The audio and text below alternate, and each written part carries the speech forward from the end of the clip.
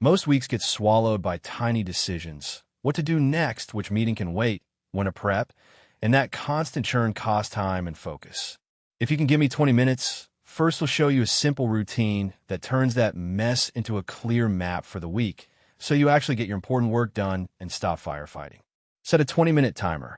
Open your calendar and one master to-do list. First, pick 3 must-win outcomes for the week, the big things that move the needle. Second, time block concrete chunks for those outcomes. Don't write work on project, write Wednesday 9/11 draft report. Third, batch smaller tasks into 2 power slots, emails plus quick calls, errands, admin, and protect them. Fourth, add short buffers, 2 15, 20-minute breathing spaces, and a single maybe later list for everything you can defer or delegate. Example, client presentation Wednesday at 2 p.m., block Monday 4, 5 for research, Tuesday 3:30 for run-through, and a 30-minute buffer before the call.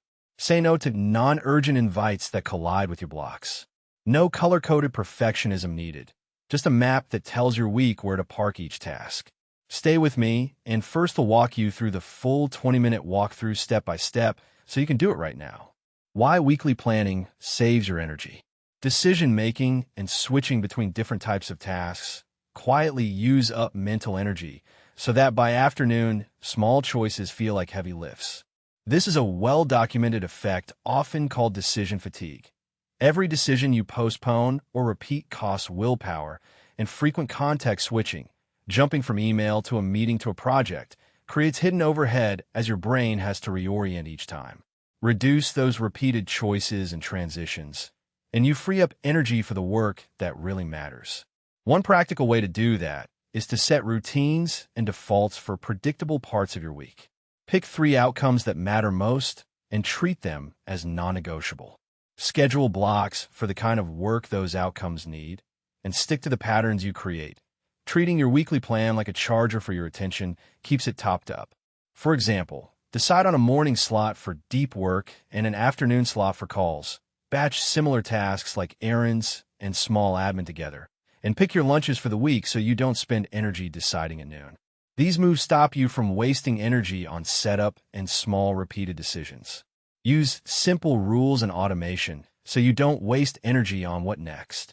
An if-then rule is cheap and powerful.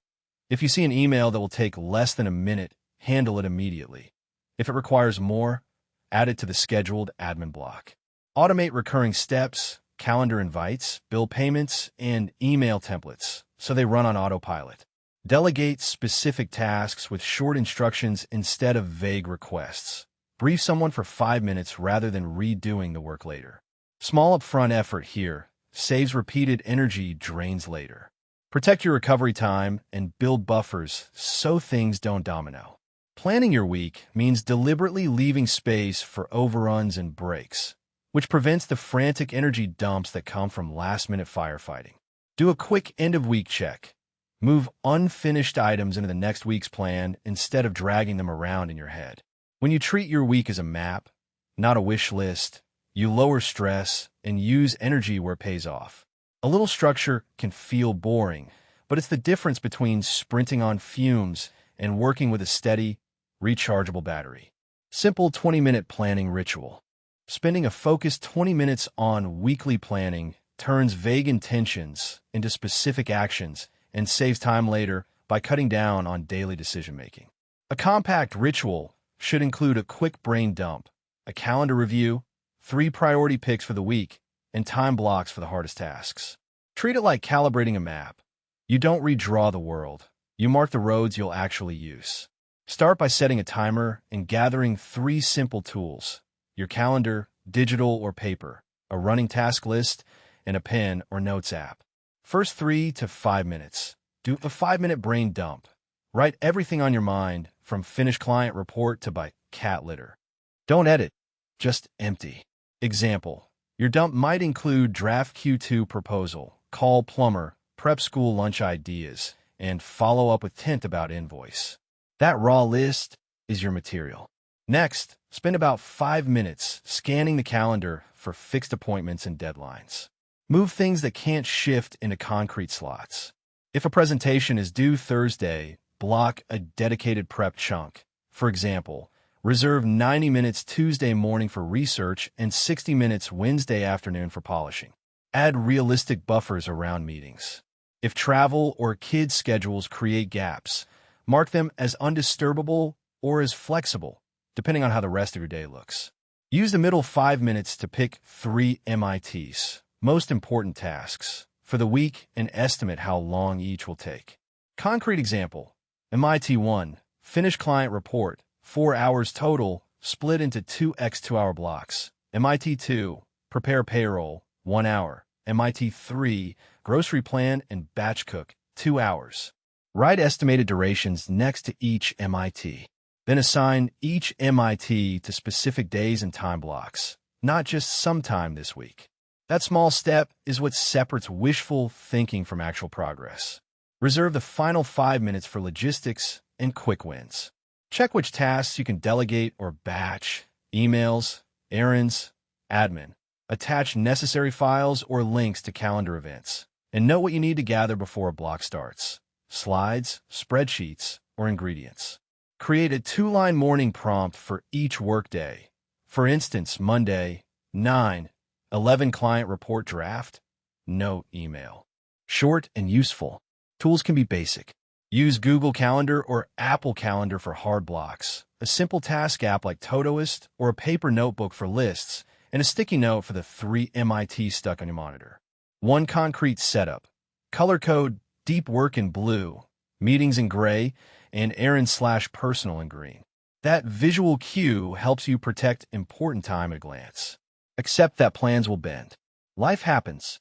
Build 1 short open slot each day for catching up or dealing with emergencies. And don't beat yourself up if a child's fever eats a block. If a week derails, adjust the MITs instead of abandoning the ritual.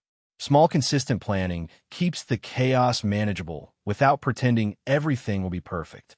Do this same 20-minute ritual at a consistent time each week. Sunday evening or Monday morning usually works, but pick what fits your rhythm. Pair it with a warm drink or a 5-minute walk if that helps you focus. Think of it as a tiny maintenance habit. Not magical, just effective. Choosing priorities instead of long wish lists. Attention is a limited resource, so a long weekly wish list usually becomes clutter instead of progress. Treat your week like a small suitcase. You can only wear so many outfits, and stuffing in a dozen backups just creates wrinkles. Start by picking 3 real priorities for the week. Not vague hopes, but named outcomes you can recognize when they're done. For example, send the 2-page project brief to the client, clear the backlog of 3 urgent emails, or book and prepare notes for the team check-in. Short list. Clear outcomes. To choose those 3, use simple, practical filters. Ask, does this move a project forward, reduce a source of stress, or unblock someone else's work? If it hits at least 1, it belongs on the short list. Give each candidate 1-sentence justification so you won't fool yourself. Instead of work on report, write complete the executive summary so the director can approve the budget. That small sentence keeps you honest and makes prioritizing obvious when you feel indecisive. Put the chosen priorities into real-time blocks on your calendar, not in a to-do app where tasks can languish. Block specific slots, 2 90-minute deep work blocks, or a 30-minute slot for quick administrative tasks, and label them with the outcome, not a verb. Draft exec summary beats work on report. Protect these blocks by turning off notifications or closing chat apps. Do the toughest work when you have the most energy. Move a shallow task into a low-energy slot. If something doesn't fit into those blocks, it isn't a priority for this week. Be literal. If it won't fit in the suitcase, leave it on the shelf. Trim, defer, or delegate everything else. Put non-priorities on a someday list or hand them to someone else with a 1-line brief and a clear deadline. Use a short script to say no or defer. First can't take this on this week. First can do it next week if it stays a priority, or first can ask Sam to handle it now. That's practical and polite. Think of the wish list as a menu, not an order pad. You don't need every dish. This keeps your week realistic and your stress lower. End the week with a quick 2-minute review. Ask, Did the priorities get done? And if not, why? Adjust the next week's 3 priorities accordingly. Small, repeated improvements beat heroic to-do marathons. Keep the tone firm but kind. You're setting up helpful constraints, not punishing yourself. Humor helps. Your calendar is not a magical gift box that will deliver results just because you wished for them. Prioritize deliberately, schedule concretely, and drop the runway of wishes. Balancing work, rest, and personal time. Most health organizations recommend 7-9 hours of sleep for most adults, and consistent rest directly supports decision-making, memory, and mood. Mental energy is a limited resource. When you run low, work takes longer, patience thins, and hobbies start to feel like chores. Treating rest and personal time as optional is a fast route to burnout and diminishing returns. Start your weekly plan by protecting the immovable anchors: sleep, commute, caregiving, and any fixed appointments. Open your calendar and block those first. Example: if you need 8 hours of sleep, make that a calendar event labeled Sleep Do Not Disturb. Then add buffers: a 20-40-minute wind down before bed and a quick 10-15-minute morning routine to avoid launching into the day on empty. These small, concrete blocks stop other tasks from creeping in. Next, divide the remaining hours into 3 practical buckets: deep work, shallow work/meetings, and personal recharge. Use 30-90-minute blocks for focused tasks. Pick a length that fits your concentration. Some people sustain 90 minutes. Others do better with 45. Put meetings and administrative work into shorter chunks or cluster them together so they don't scatter your focus. Then schedule personal time with equal respect: exercise, hobbies, social calls, or plain lazy time. Write them into the week like appointments you're actually going to keep. Create simple rules to maintain the balance. For work, no meetings in the first 2 hours of your workday, or reserve mornings for deep tasks. For rest, turn off screens 30-60 minutes before your sleep block and set an alarm to start the wind down. For personal time, treat at least 2 evenings or 1 long weekend slot as non-negotiable. Say it out loud to collaborators. First, I'm offline after 7 p.m. for family time. Urgent issues go to 10th. Short scripts reduce guilt and confusion. Use a quick 20-minute routine each week to enforce the plan. Minute 1 through 5. Scan incoming commitments and mark immovable ones. 5 to 10. Block sleep and fix personal events. 10 to 15. Create 2 to 4 deep work blocks and cluster meetings. 15 to 20. Add 3 personal recharge events. Example: Tuesday 6-7 gym, Thursday 8-9 hobby class, Sat 10-12 long walk, and set 2 boundary reminders: calendar status, phone do not disturb. That's it. Done. No heroic multitasking required. When life gets messy, adjust with small swaps rather than all-or-nothing fixes. If an urgent work task steals an evening, swap a later morning deep work block for an earlier personal hour the next day. If a child's school event appears, move 1 shallow work block and protect a later time for focused work. Think of your energy like a checking account. Overdrafts cost you more later, so move funds carefully. Practical tools make this painless. Color code your calendar: 1 color for sleep/rest, another for work, a third for personal time.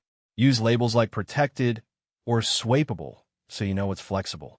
Turn on shared calendar visibility for family or teammates to reduce last-minute conflicts. And learn 1 polite refusal. First can't take that on right now. First could do 10th on why, which is short, honest, and effective. Finally, keep expectations realistic and kind. Some weeks will tilt toward work, others toward rest. That's normal. The goal isn't perfect balance every day. It's an honest weekly average where work gets done and you don't lose yourself.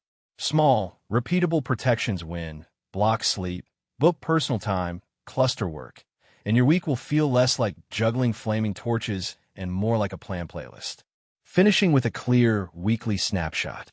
A weekly snapshot is a concise view of your priorities, fixed commitments, and where your time is actually available for the next 7 days. Think of it like the dashboard in a car. A quick glance tells you fuel, speed, and if a light is blinking. When that information is clear, you stop guessing and start steering. Start by collecting the essentials. Open your calendar, pull up the task list you actively use, and grab any urgent notes or inbox items that demand time. Mark every immovable appointment first. Meetings, kid pickups, deadlines, so you immediately see the container you have to work inside. Next, write down 3 outcomes you need to move forward on this week. Phrase each outcome as an action, not a wish. For example, complete client presentation draft, submit expense report, or finish the 5-page chapter revision. Those become your North Stars. Turn those outcomes into visible slots. Block your calendar with 1 or 2 focused work blocks for each big outcome, and give them clear names like draft, client deck, instead of vague titles. Add short buffers between blocks for transition time. Life sneaks in, and buffers save your plan. Use simple colors or a single-line label system so your eye can scan the week in 2 seconds. For instance, green for fixed commitments, blue for deep work, yellow for admin, and red for true deadlines. If Tuesday shows 3 red items stacked, you know to move or trim something before Tuesday arrives. Write 1-sentence intentions for the week and for each day. Keep them honest. A weekly intention might read, ship an initial client deck and get feedback scheduled. A Monday intention could be, outline slides and confirm data sources. Then add 1 concrete success metric next to each intention, so you can judge at week's end whether the work was useful. Metrics aren't fancy. They could be deck submitted or a feedback call booked. Finish by creating a snapshot artifact you can actually see during the week. Pin a 1-line summary to your phone lock screen, paste a sticky note on your monitor, or put a single calendar event titled Weekly Snapshot with a day-by-day bullets. Share the core line with anyone who needs to know, a partner, a teammate, or a client, so expectations line up. If the snapshot lives hidden in an app you never open, it doesn't help. Close the loop each week with a 5-minute review. Check off what shipped, note 1 thing that didn't, and capture any unattended tasks into your inbox for next week. Be realistic about what didn't get done. Sometimes, not this week, is a valid and adult decision. Treat the snapshot like windshield wipers, quick, useful, and repeated whenever the road gets messy. Quick recap in plain language. Spend 20 minutes once a week to clear your head, pick the right tasks, and put them on the calendar. Do a 5-minute brain dump, all the things floating in your head. 5 minutes to choose 2, 3 MITs, most important tasks. 7 minutes to time block those MITs and any fixed commitments. And the last 3 minutes to add daily buffers and a short weekly review slot. Concrete actions to do right now. Set a 20-minute timer. Open your calendar. Write a brain dump list. Circle 3 MITs. Block time for them. Example. Write proposal. Mon 9, 11. Add a 30-minute buffer each day and move anything non-urgent into a backlog folder. If you're juggling kids, commute, or shifts, block those first. Everything else fits around them like packing around shoes in a suitcase. If you don't hit every block, that's fine. Treat your plan like a GPS route, not a law code. Reroute when needed. Keep the destination in mind. Small, consistent practice beats 1 perfect week. If this helped, tap like, subscribe for more practical routines, and leave 1 MIT for next week in the comments. First read them. Next video, first will show simple tricks to protect those block times from email and meeting creep, templates included. Thanks for spending 20 minutes with this. Go try it, and be realistic with yourself. See you next week.